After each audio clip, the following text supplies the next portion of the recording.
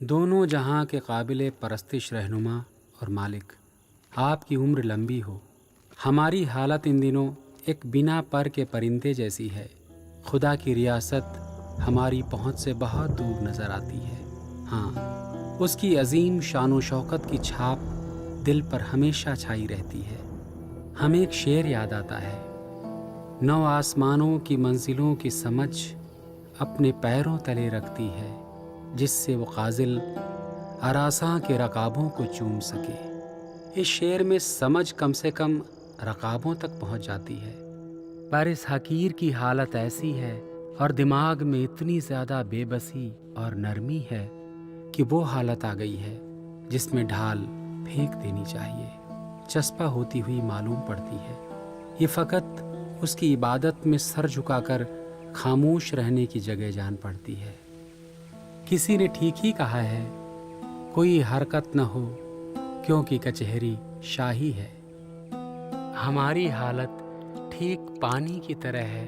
پانی میں کم سے کم ہوا کے کارن لہریں تو اٹھتی ہیں۔ یہاں تو دنیا داری اور سرکاری فرض نبھاتے وقت بھی دل میں کوئی احساس نہیں جاگتا۔ ورتیاں اور اندریاں اپنی جگہ پر ہیں اور ان کے ٹھیک تال میل سے کام پورا ہو جاتا ہے۔ ہوش و حواس یوں خاموش ہے گویا کہیں کوئی ماتم ہو۔ ہمیں ذرا بھی محسوس نہیں ہوتا ہے کہ کبھی ہم نے علم الہی حاصل کیا ہو۔ ہم اب بالکل نہیں کے برابر رہ گئے ہیں۔ جو بھی غیب ہے اب وہ خدا سے ہی ہے۔ اگر ہم اپنی حالت کو کچھ بھی نہیں کا نام دیں تو شاید صحیح ہی ہوگا۔ اب حالت ویسی ہی ہے جیسی شروعاتی دور میں تھی۔ اس کا مطلب یہ معلوم پڑتا ہے کہ ہم گھوم کر اسی بندو پر پہنچ گئے ہیں جہاں سے ہم چلے تھے۔ ہمیں لگتا ہے کہ آپ کی مہربانی سے بلبلے کی آنکھوں نے پانی کے چہرے کو دیکھ لیا ہے۔ ہم اپنی موجودہ حالت کو ایک خدائی راز کی طرح محسوس کرتے ہیں۔